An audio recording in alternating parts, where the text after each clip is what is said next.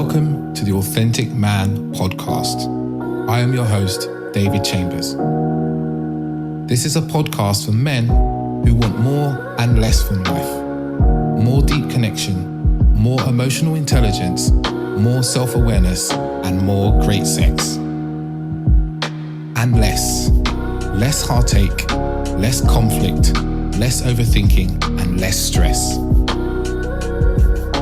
Creating dating lives, sex lives, and relationships that are incredible and authentic. My deepest goal is that you, the listener, can take away what you hear in this podcast and apply it to your life so that you can experience greater happiness, transformational growth, deeper relationships, and profound sexual intimacy. I believe that as men, we are capable of so much more depth than we are shown or led to believe. So join me as we get deep into this.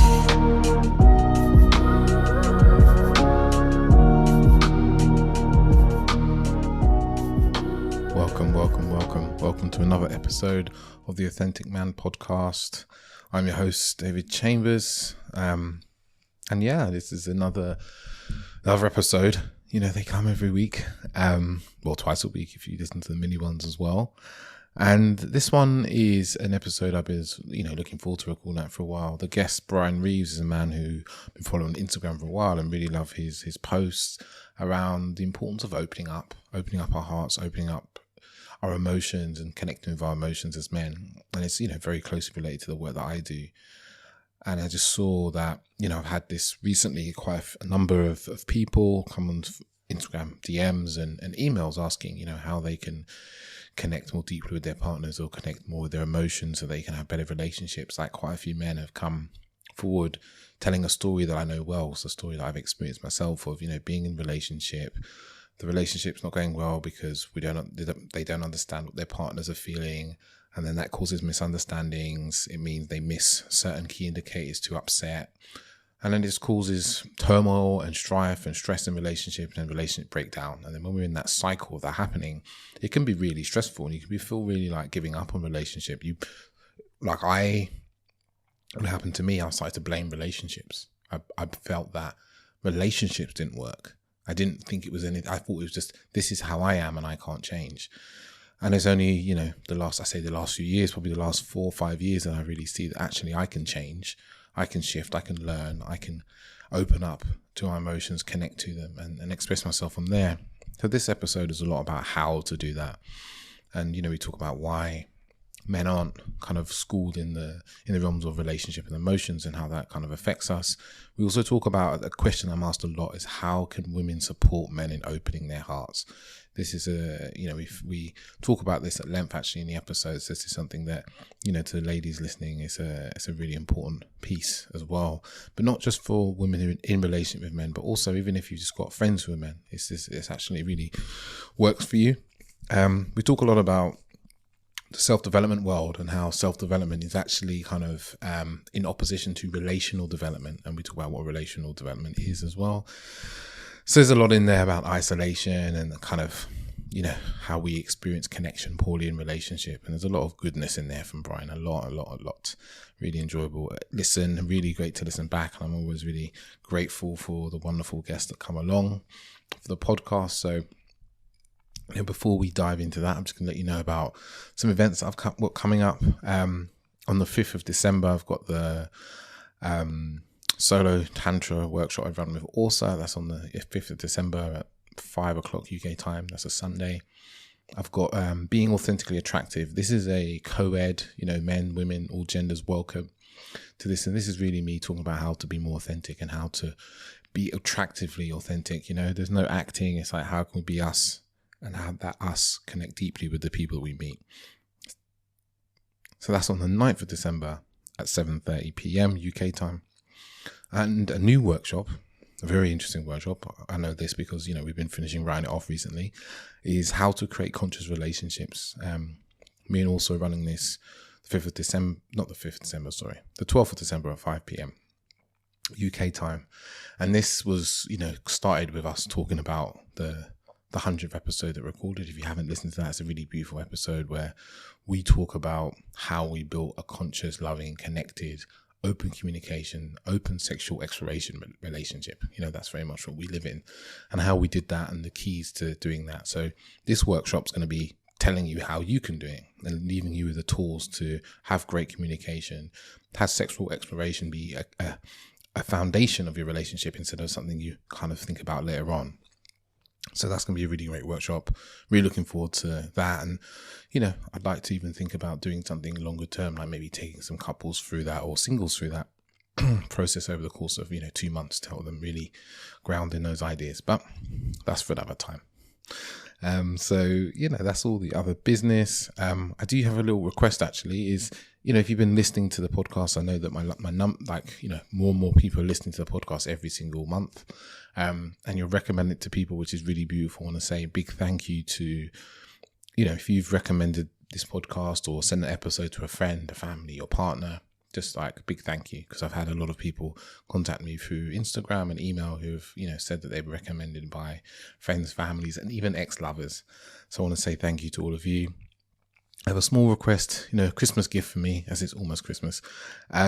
If you could just leave a review in iTunes, if that's where you're listening, that does a massive effect for me, because it just means that Apple will show it to more people will be heard, more people can listen to the wonderful guests I have on, they can get help, they can get the wisdom they need to help them in their lives. So that would be of huge help for me. So I'd be really great. I'm really grateful in advance. I'm really sending you gratitude for that. So without further ado, you can jump straight into this episode. Hello, boys and girls, ladies and gentlemen.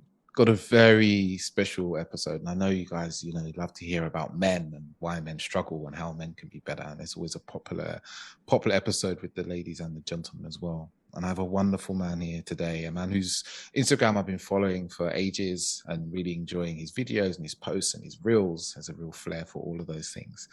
And I've been also deeply enjoying his book, which you need to go and get, and I'm going to let him introduce his book. But it's an incredible book, and I've really deeply enjoyed watching it, reading it, and I've got so much for myself and my relationship and how I move through the world. Today I have with me Bryan Reeves. What's up, David? Good to see you, man. I'm glad to be here. Thank you. And Bryan is an author, a couples coach, and a men's coach. And he's deeply committed to really helping men evolve and transform their relationships. Yeah, because I fucked mine up for so long. And I know the damage that it caused to myself and others.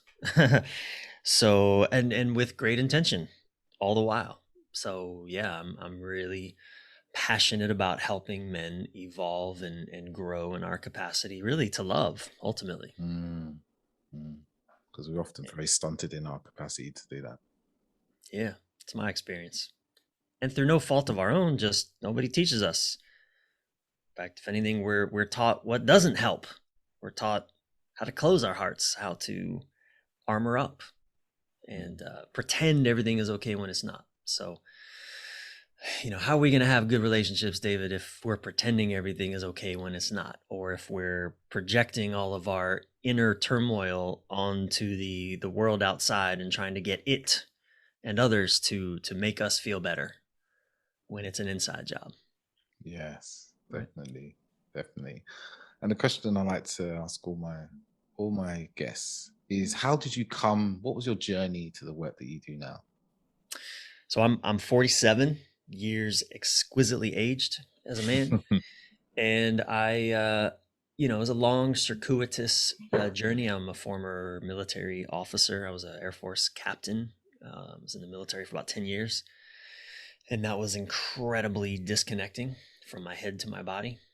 And, but I always longed to be in relationship. I'm a relationship guy.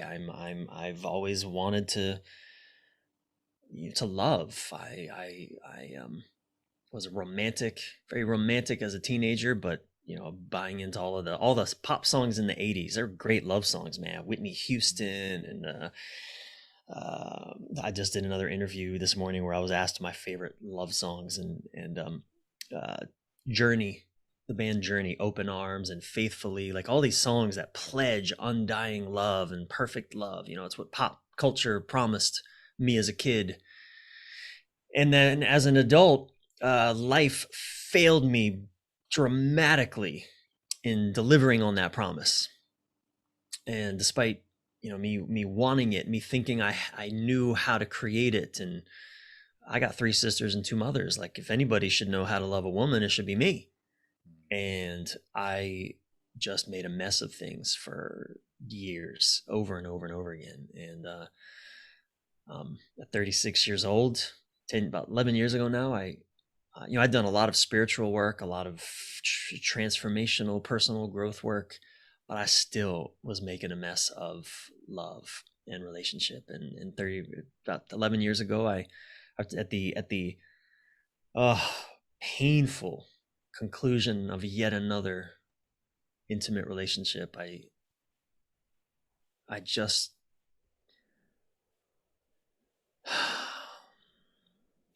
I guess I just decided, David, that there's just not a woman out there that's gonna complete me. There's not a woman out there that's gonna do the hard work for me and make this easy for me. That maybe there's something I need to look at in myself that's in the way of my loving. And that was 11 years ago, and that's when a journey began for me. Not just personal growth work, but relational growth work. There's a lot of emphasis in the world today on, be your best self, live your best life, hack your life. I don't know how you hack a life to being alive, but there's all this independence work, do you? And that's important, but there's a severe lack of relational growth work. And so I threw myself into, though, the arcane studies of relational work, and studying with teachers like David Data, like Michaela Boehm, like even Pat Allen and Dr. Pat Allen, this 85-year-old Wonder Woman who did her doctoral thesis on male and female communication. And I just dove into all of these teachers, building on my spiritual practice, my spiritual work, which is not relational at all. Spiritual work is very, ironically, we're seeking oneness, but what we end up mostly creating is separation, I find, through most spiritual work. Certainly separation with other humans who maybe have anxiety or who are struggling or who are hurting, and that was a lot of my girlfriends. I just blamed them for their insecurities and for their stuff. And because my spiritual work taught me, well, we're all responsible for our own stuff. So therefore that means I am not responsible for your upset. It's not a good way to do relationship, David. And so, through the journey of relational growth work, that I began 11 years ago, I'm now a relationship coach. I mean, I'm married to my wife of 6 years. I think we have an extraordinary relationship, which ain't easy, but it's beautiful, and it's honest, and it's healing, and it's we mutually care about what each other is going through, and that makes all the difference. And I get to, I've been helping couples for many years. I'm really focusing now more on men, because I'm a man, and I realize that men, we really need a lot of support in this way. And so, that's the short, 7-minute version of how I got here. I like what you said about us being relational. Like you said, so much of the personal growth world is about us creating our personal kingdom on our own, doing the things we want, creating independence. But what's left out is the fact that we are relational beings. We are social beings. Like, how we connect and communicate is our lifeblood, actually. And we often go into doing, long meditations alone, or doing certain spiritual work that really brings us a lot of solitude and then disconnects us, as you were saying, from other people's feelings, and just kind of puts up a wall and goes, you're feeling that. And we just become a bit dead to other people and other beings in this pursuit of, I don't know, like you said, oneness. But, often people think they're striving towards enlightenment, but actually they become more disconnected than ever. 100%. Or even, in the coaching world and the motivational field world, there's so much emphasis on achievement, accomplishment, on creating your $1 million company or your $1 million brand, getting 1 million followers on Instagram or whatever, succeeding at a high level with, almost, look, obviously there are people talking about it somewhere, but not in the bigger podcasts and people who are promoting that sort of high success lifestyle. They're not talking about how do you care for your spouse's anxieties or fears in the face of your doing your work, in the face of you seeking your goals, seeking your success. If anything, they're encouraging you, don't worry about that. That's not your problem. That's their problem. If they have a problem with you seeking your success, then they're the wrong spouse for you, which is potentially a load of horse shit. So, man, I had the great gift of having all this, in a way, all the success I ever dreamed of in terms of world renown. 6 months into my relationship with my now wife, she broke up with me. And at the time, I was more successful than I ever imagined I would be, certainly as an author and a coach. I thought I'd see success in other ways in life, but never that way. And here I was, this world-renowned relationship coach and blogger. Millions of people at that time were reading my articles already. 6 years ago. I'm making good 6 figures from coaching and selling programs, and I have this amazing woman now that, like, this is the one I'm choosing. I'm going for it. And David, 6 months into our relationship, she breaks up with me. Wow. And I remember she kept saying this thing. She kept saying, "You're like a single man that says he wants to be in a relationship." And I was like, "What are you talking about? What do you mean? What does that even mean?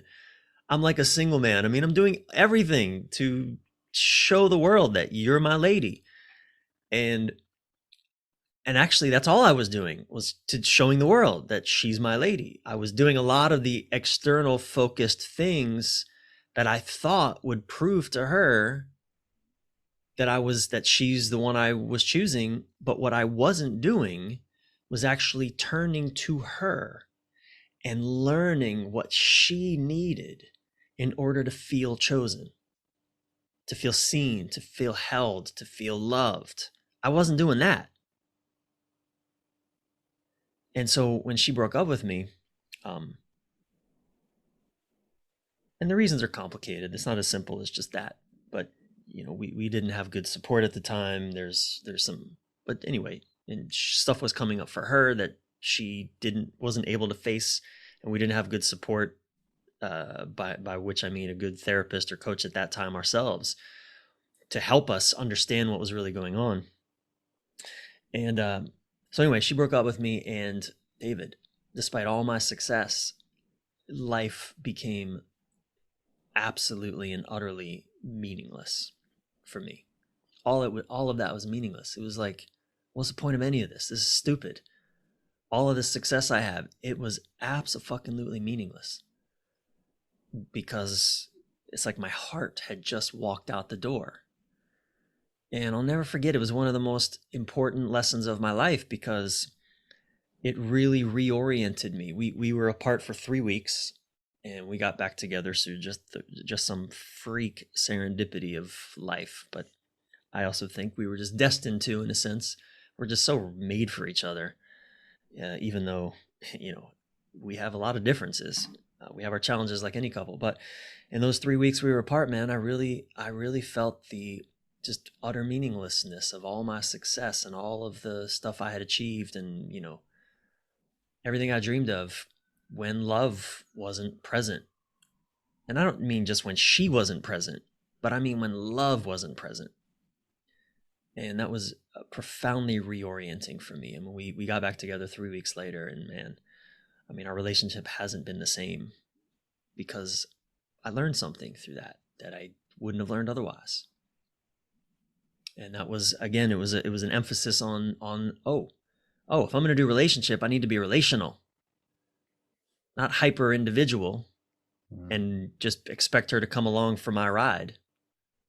No, I need to be relational. Wow, I felt that deep in my heart. Wow. And why do you think that so many men fall in the same trap that you were talking about there, of being like super individual and just being about creating success and money and status and putting all energy into that over bringing more love into their lives? Yeah.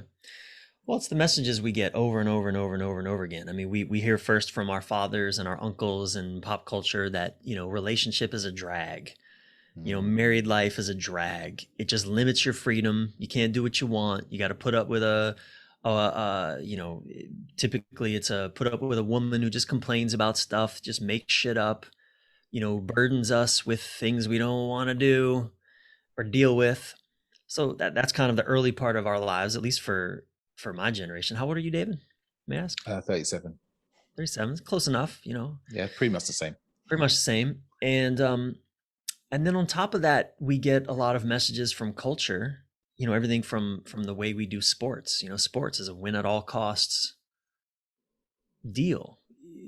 There's no, in America we have the Super Bowl. There's no prize for the loser of the Super Bowl. They just lose.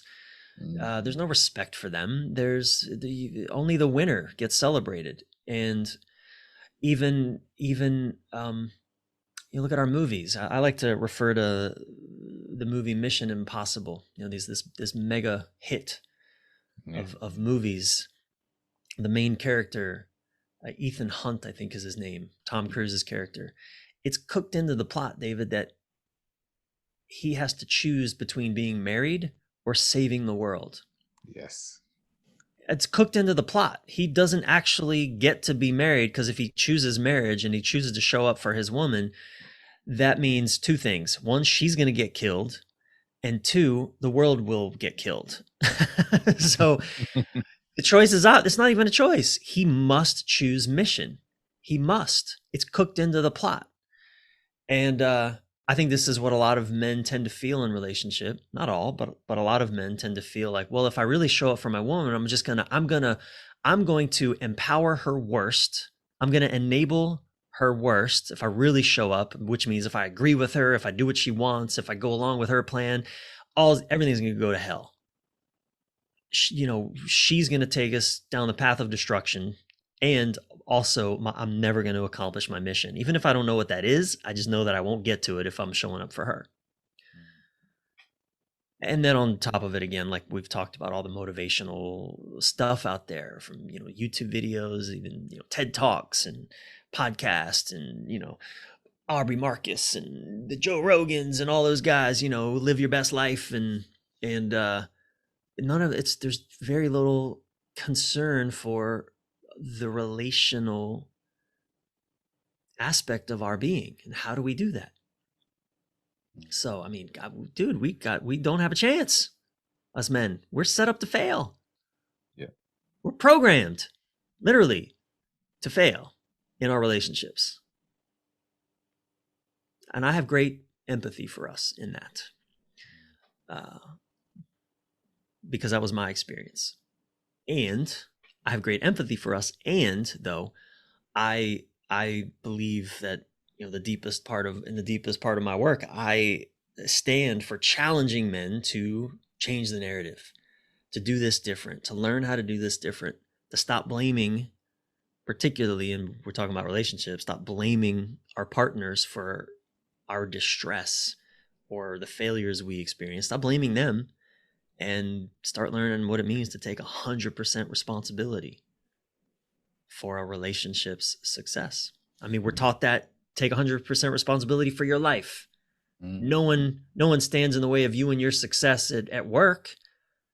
if you want to make $1 million, the greatest enemy is yourself. That's the big message out there. Well, how about relationship? Why don't we apply that same ethos to our intimate relationships? Well, if you want to have a thriving, beautiful, amazing relationship, why not take 100% responsibility for that too? And it's not 100% responsibility for finding the perfect woman who will take 100% responsibility is really what that falsity is. So you don't have to do anything because you did the hard work. You found the perfect woman. Now she does all the work from there. That's bullshit, right? It's like, no, we need to take 100% responsibility too for our intimate relationship success as well. And for how we show up in the relationship, right? Are we showing up from a point of view of selfishness and ourselves? And it's something I know you mentioned in your book, which, like I said, I really enjoyed reading. Choose her every day, or leave her. I like that bit. That's right. Choose her every day or leave her. You don't have to stay.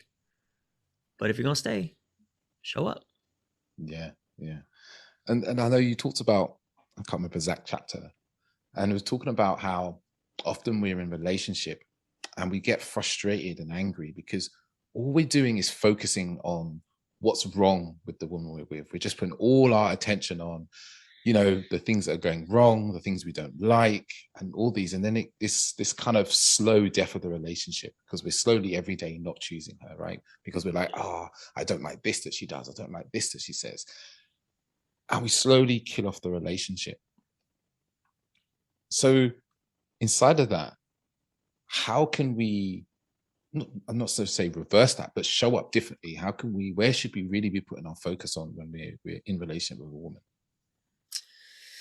Well,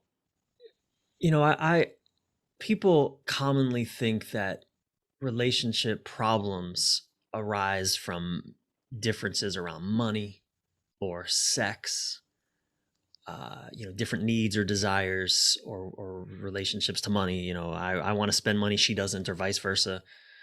Or I want more sex than she does, or I want sex with more people and she or he, whatever, these kinds of things, or work or kids or whatever.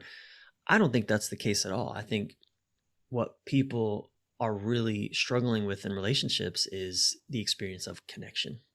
I think we are suffering from a chronic lack of connection in our relationships. And number one, we don't even know that that's what's happening.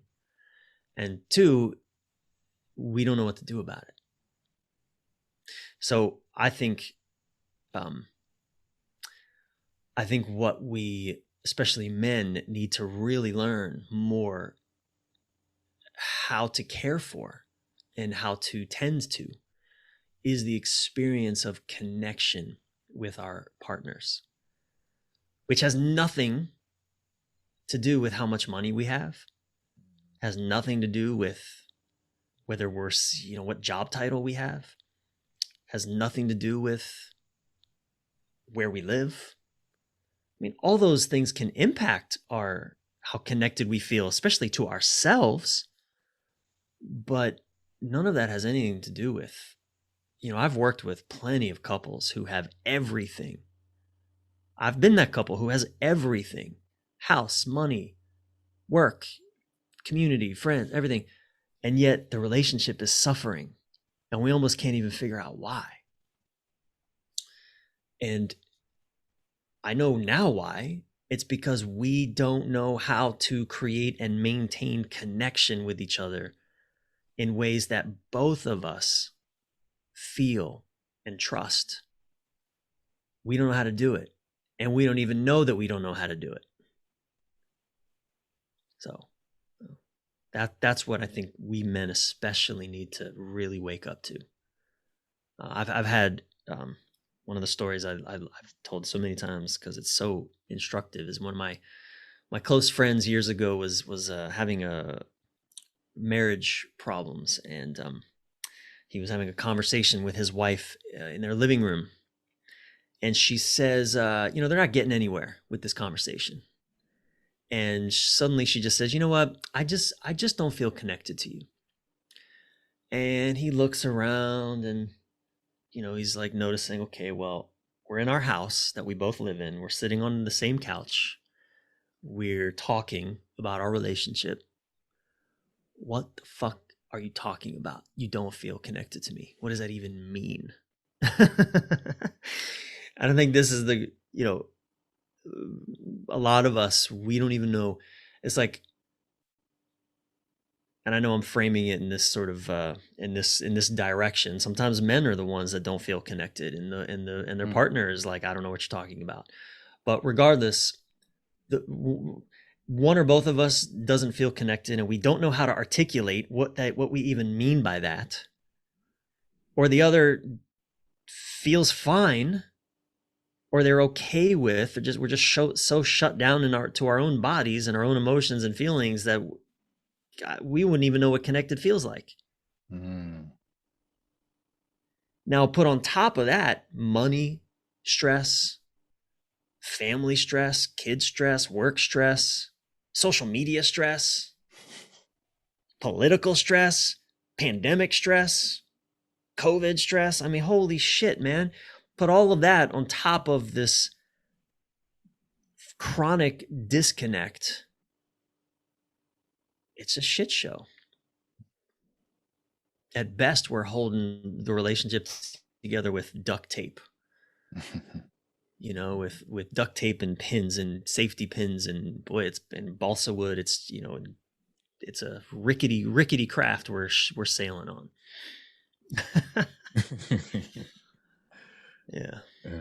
Because I hear this and I hark back to some of my past relationships when I heard those words from women.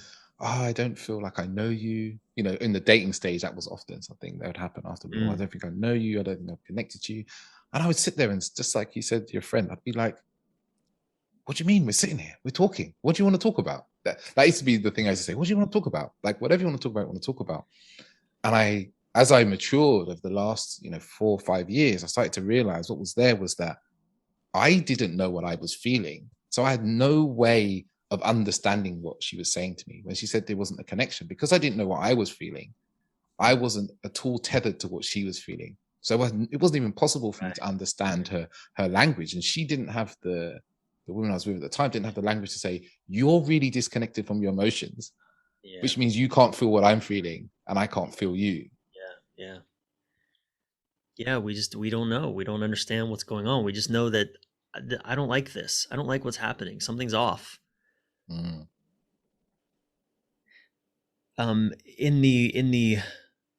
the old days of mining, the industry of mining, you ever heard that term, canary in the coal mine? Yep. Right? They would bring canaries, little birds, into coal mines because of the potential presence of gases that could silent gases that you couldn't smell that would kill men. And so they would bring canaries in these little cages, and if they looked over and saw that the canary was dead, they better get out of here. There's a deadly gas present. Well, let's get out. And in our relationships, usually there's one partner who kind of functions a little bit like the canary in the coal mine. They're telling us, they're not dead yet, but they're telling us, I can't breathe. I don't feel, something's off. I don't feel connected. Something, in my relationship, that's my wife. My wife she functions more as the canary in the coal mine. She's the one who first starts to chirp like, oh, something's wrong here. Something's off. And in the beginning of our relationship, weeks would go by. And then she would tell me, I haven't felt connected to you for like the last month. And I'd be like, what the fuck are you talking about? I'm like, what? What are you talking about? Like, everything's fine. We have a place to live. You're not bleeding or starving. We don't have to call the cops. We're not being chased by tigers. What the fuck? Everything's fine. Well, that's the sort of masculine approach to relationship. Hey, we got no problems here that are obvious, so I'm going to turn my attention elsewhere where there are other problems that I can figure out and solve. And now it might be just a couple days go by where we don't feel connected to each other. That's normal. But now we rather than, and I think in my past relationships, that canary was dead a long time ago, but we just didn't notice. And my partners, they never knew how to tell me they were struggling. They just knew how to be angry at me and to do their own projecting and blaming and shaming and all of that, which that didn't help me here. That didn't help me in any way. So, now, Sylvie and I, we have language, and we both have awareness. We have sensitivity when we realize, okay, all right, we need some connection time with each other, because we've been either busy at really focused on our work, or just haven't been connecting. We've just been doing life next to each other, not really with each other. And I mean, it's a skill. Anyone can learn it, but first we just have to recognize that it's a thing. This need for connection is real. It's not imagined. So anyway, I could just keep talking and talking. I'll throw it back to you. I feel like what we often forget is that connection really nurtures our soul. It really nurtures our physical being as well. It's science has proven that connection and relationship and good relationship is so good for our body, good for our health. And it's probably one of the things that's like, you look back at school and we have PE, physical education, but no one teaches us kind of emotional education and the benefits of why that's so good for us, and how to nurture connection. How do we nurture connection relationship? That's missing from our education, from our schooling. And as men, we struggle because we don't get that model to us very well, especially connecting to our own emotions. Most of us grew up with men who were disassociated from their emotions, and we often saw relationships in front of us when it came to our parents where there wasn't a good flow of emotion and dealing with conflict and things like that. 100%. And you're speaking to it in very practical terms, which is important.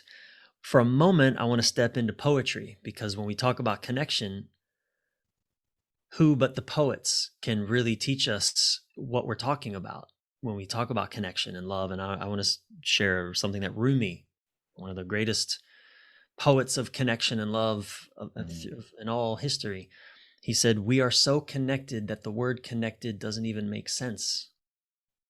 We are so connected that the word connected doesn't even make sense.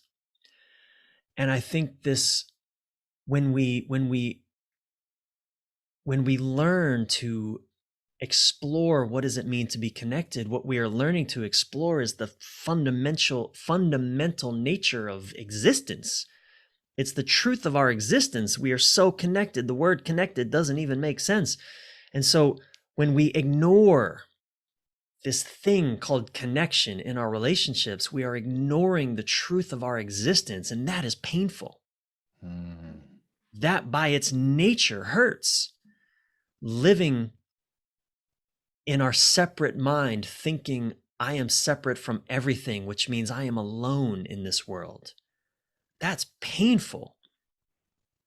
And it shows up then in our intimate relationships. We think I'm just supposed to, meet this person and everything's going to be amazing from there on out. And then when that doesn't happen, because we're so separated by, usually for men, we tend to live in our fantasies and our brains and in the logical realm, disconnected from our bodies. I certainly did, growing up a boy in this culture and then going into the military. And so we're literally living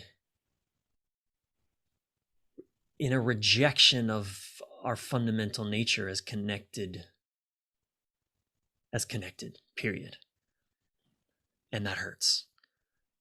So learning how to be connected. And I experienced this when Sylvie broke up with me 6 months into our relationship, and I had all of the success. I had all of at that point, dude, I'm a world-renowned relationship coach, man. Admiration was pouring in from all over the world. I could have had another woman, but it's not about another woman. It's not, I could have made more money. It's not about more money. in that moment, I'll never forget, David. It happened. I'd actually had a dream the night before.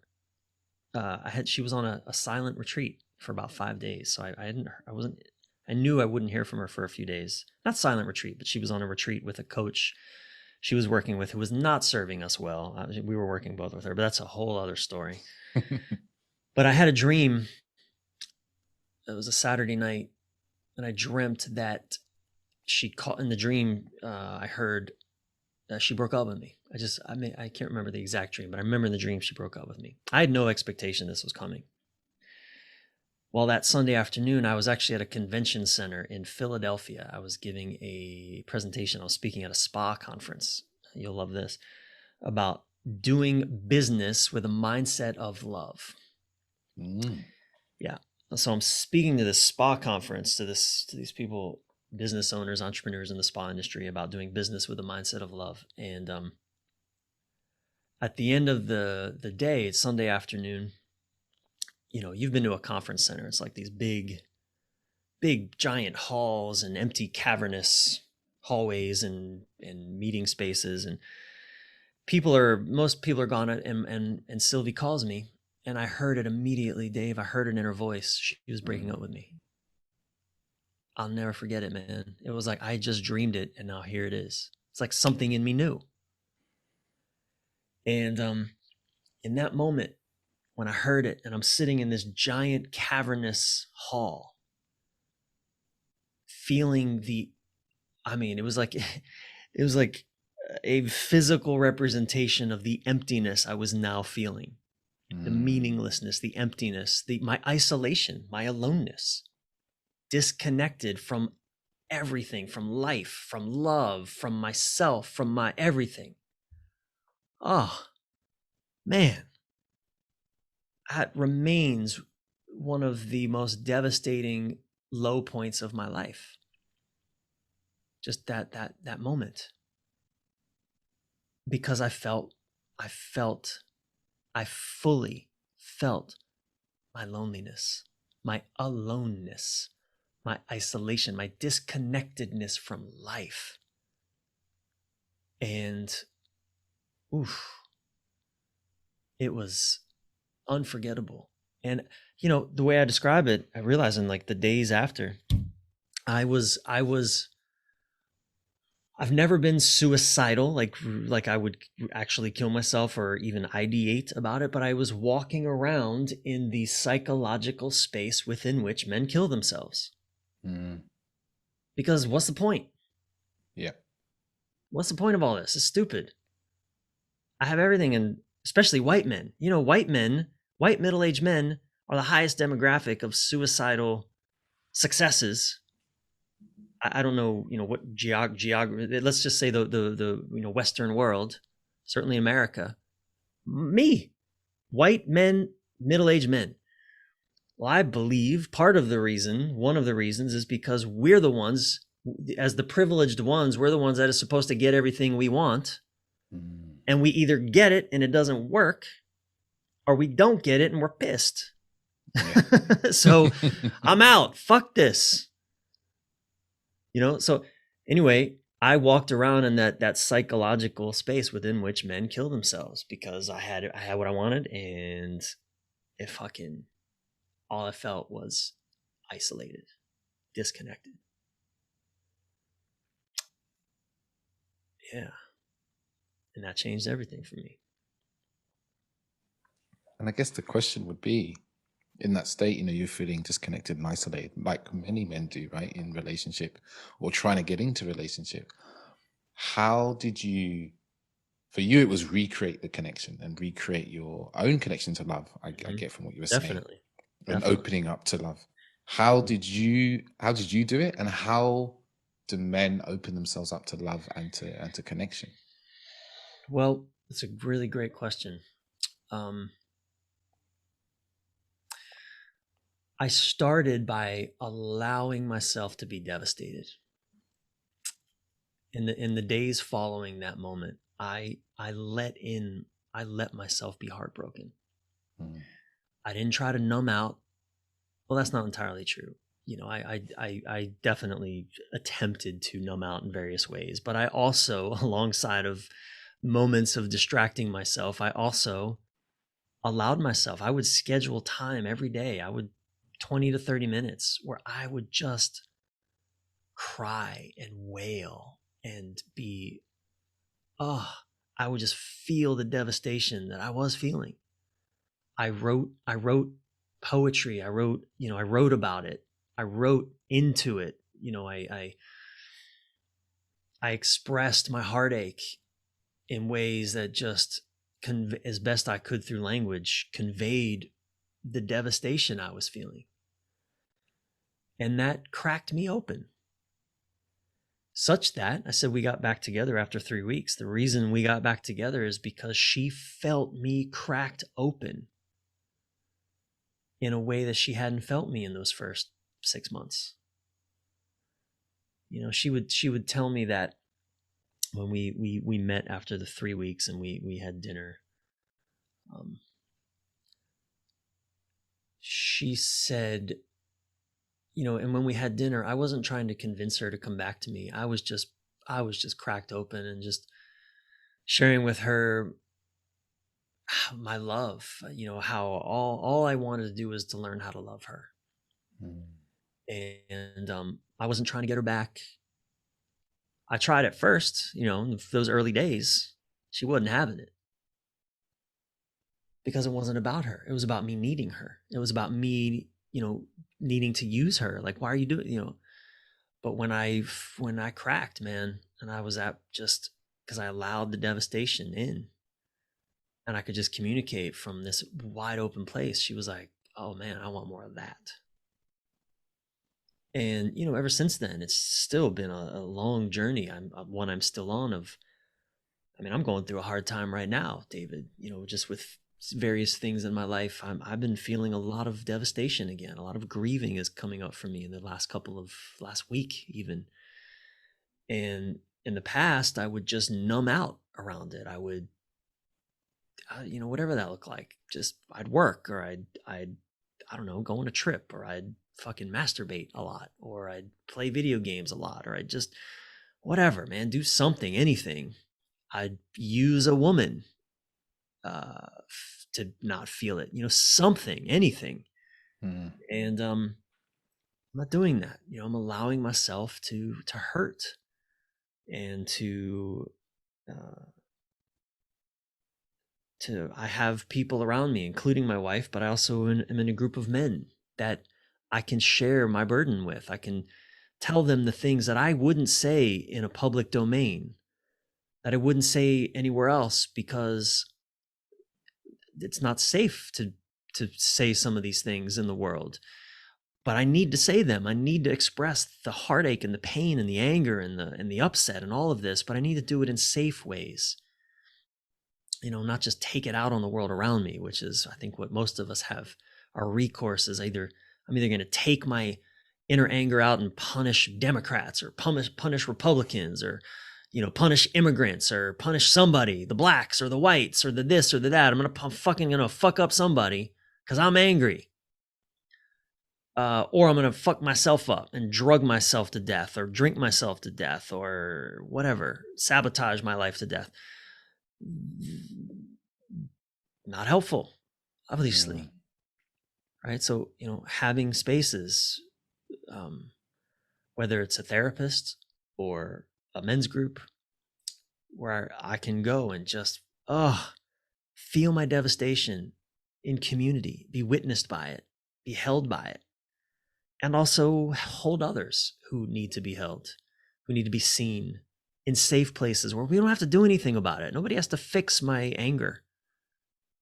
We can be with it, allow it to be a part of the experience. That's ironically the thing that often helps us move through the emotions that we otherwise get stuck around, that create disconnection because we're so constipated. Like, your partner shared with you, you can't feel you because you're not feeling anything. It's not, David, I bet you're a deeply, deeply sensitive and feeling man. And I bet you always have been. But we men are taught early, not safe. I mean, especially Black man growing up in predominantly white culture, not safe, or even in Black culture, it's not safe. You're not allowed. We're going to destroy you if you really come alive and feel what you're feeling. So, but we're deeply, deeply sensitive, man. And we need places. And I have those places now. I didn't always, where I can, man, feel that stuff. And then I can talk about it with you in a public domain in a way that feels integrated. I'm not going to fall apart here or start riffing on, this president or that president is an asshole and, fuck those anti-vax or fuck those vax people, whatever. We're not fucking anybody here. We're just authentic man podcast. We're just having real conversation with each other that's, I think that builds trust and safety and connection. Yeah. Yeah. And I think that also the byproduct of that is women that listen to this, to podcast episode, it's a very healing experience to them. Just to hear men speaking this way. Earlier this year, it was very early this year, I was on Clubhouse with a few friends, and we ran a men's group on Clubhouse every week. And we allowed men to speak, and women could sit in the audience and listen if they wanted to. And men would come and be like, we did an hour and a half, so people would come up and speak and be like, this is what's going on for me. I'm feeling heartbroken about this in my life. I'm feeling disconnected from that. And at the end, we used to create a space for women to come up, anyone who was just listening in to step up. And women would step up again and again and go, I didn't know men felt this much. I've never heard men in my life talk about their emotions like this. It's like their whole opinion of men was given new lease of life, was giving like a belief, because they're like, men do feel these things and they do sometimes talk about it. It's possible, and kind of like you said, we are deeply feeling beings, but we're just told that we shouldn't feel. We are beaten for feeling too much or expressing that. And then it takes a lot of work to kind of peel away those layers. But the first stage in our connection, as you said, is to actually feel what we're feeling. Yeah. It's certainly a good start. It's a good place to start. If I can't feel what I'm feeling, how the hell am I going to have appreciation or be able to embrace that you have any feelings? And I think that was a big challenge for me, because I was very shut down, numb around my feelings. Whenever my partners, and I always, the man who's shut down around his feelings is going to very likely choose someone who's very alive in their feelings, because that's the healing we need. But then we're going to reject it all the same. We'll bring it in and then tell it to get the fuck out. It's too much. Yep. I'm often telling women, part of my work, and I write about this in Choose Her Every Day or Leave Her, the book. There's a chapter in there for women titled Don't Shrink Yourself for Love. And what I'm talking about a lot is our feelings. We have to be allowed to feel. I think that's one of the great gifts that not all women, I mean, there's a lot of women that are very shut down around their feelings. And there are some men who are very alive in their feelings. So, I don't want to make this so black and white and binary.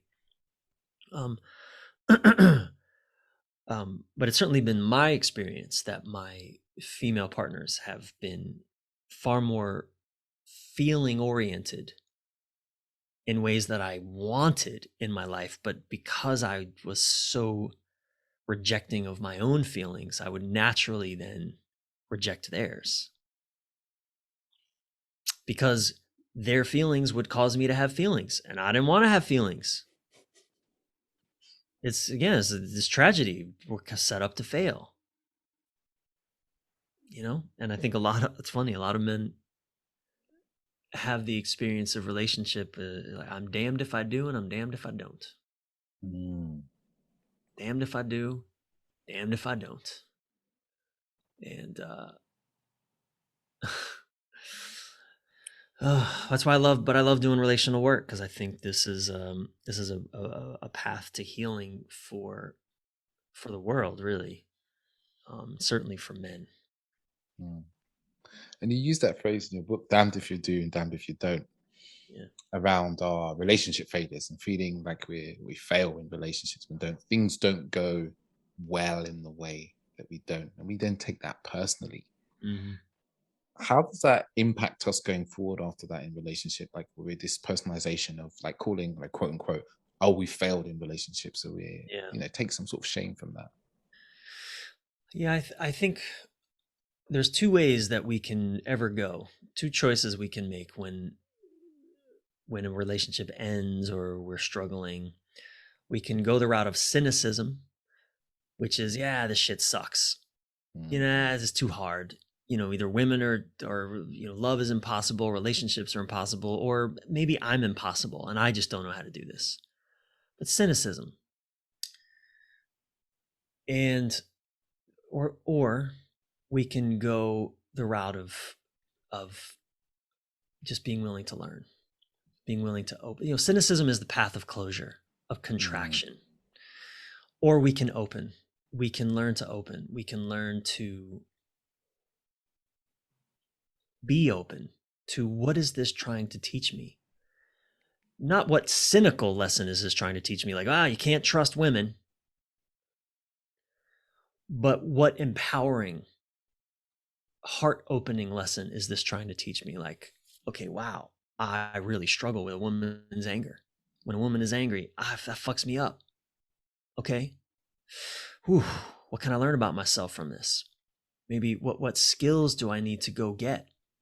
What wounds do I need to reveal?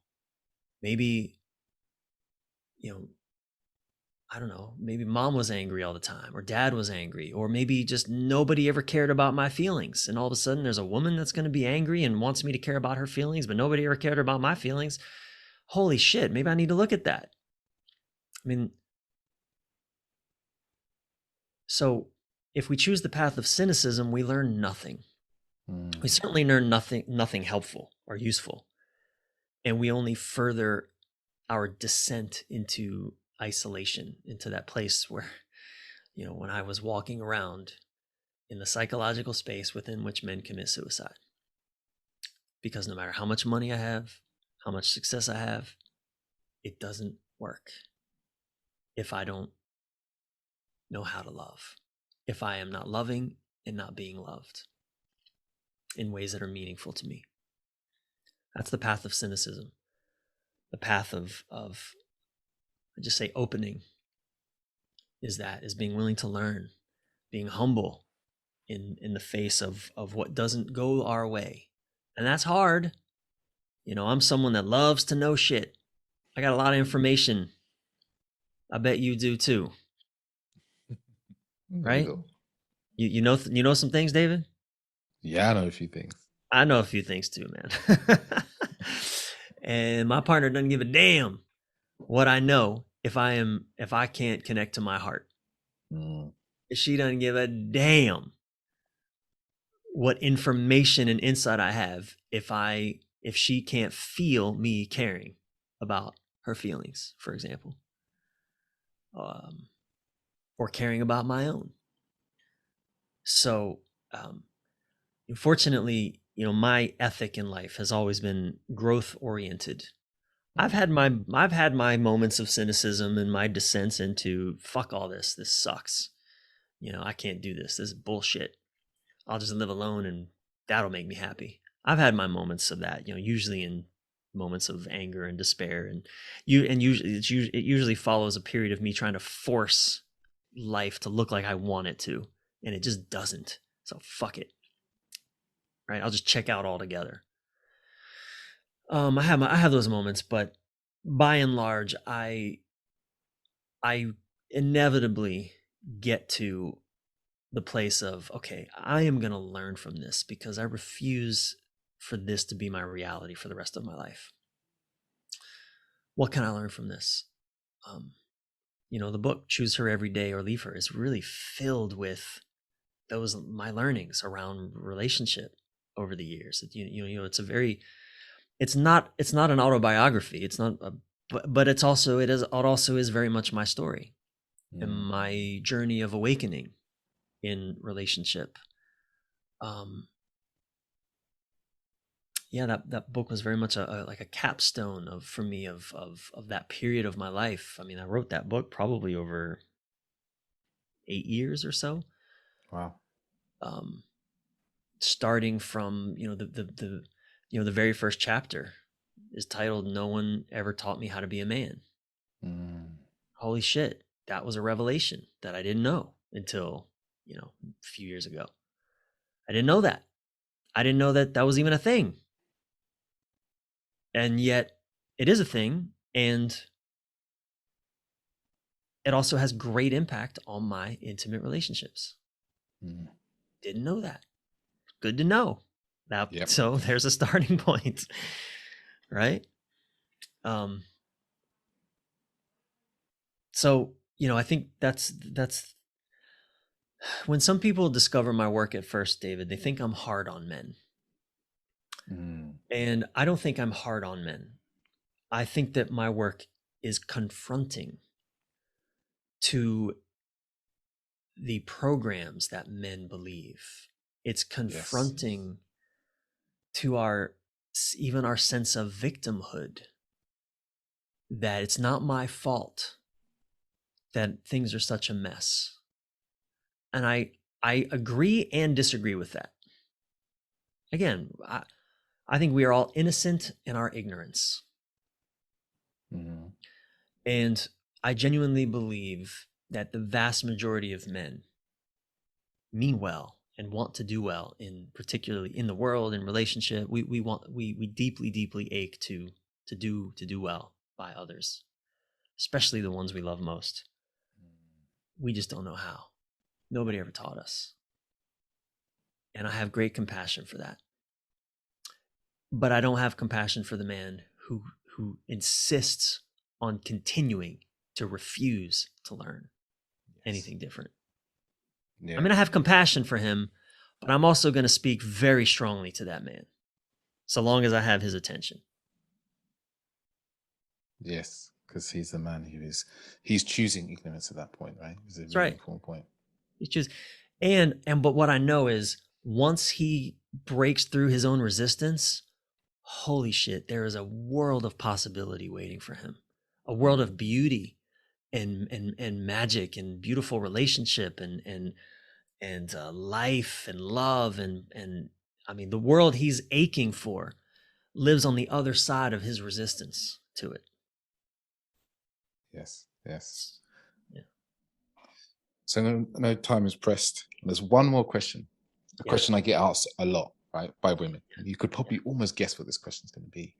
Is how can the women in men's lives aid and support men in opening their hearts? Yeah. Well, it's a great question. I speak to this a lot. And one of the first things that women will often push back on, because is it's not my fucking job to help a man open his heart, or it's not I don't want to be his therapist, or I don't want to be his coach, or I don't want to be his mommy, all this stuff. And they're right. It's not a woman's job to do the man's work. However, we don't stand a chance if we don't have your help. We don't stand a chance. And by help, though, I want to be clear, I don't mean doing our work for us, not for a second. But we need women to have boundaries. We need women to, by boundaries, I mean, that's a whole other podcast we could do, but we need women to not let us get away with our adolescent bullshit. We need women to not hang out with us when we keep showing over and over that we don't care about your feelings. Stop hanging out with us when we do that. Stop electing us to political office when we show we don't give a shit about, yeah. So that's one, having boundaries. We need women to model. If you want us to be in our hearts, well, we need you to model that also. You can't expect us to do what you won't any more than we can expect you to do what we won't. So model for us, model being in, and by that, what I say is,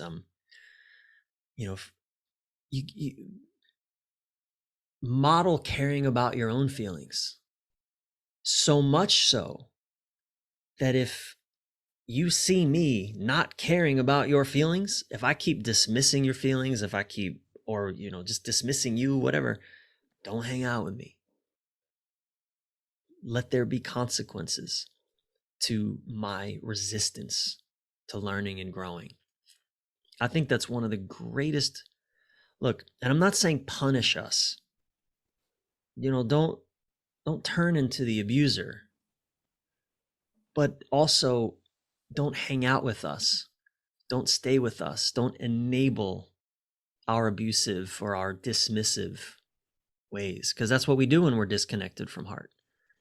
When we close our hearts, we when we turn cold and indifferent, or we might even get verbally dismissive or emotionally dismissive, all these ways. Don't stand for it. Don't hang around for it. Don't punish us. I mean, look, this is a deep conversation, David. I mean, look, if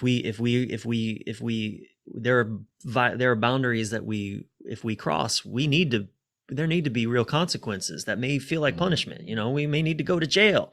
We need to be broken up with, et cetera, whatever. But by and large, what I'm talking about to women is show up big time for yourself. Whatever that looks like for you, model that, because it's about connecting to yourself. And the more you connect to yourself and model what that looks like, we'll have no choice.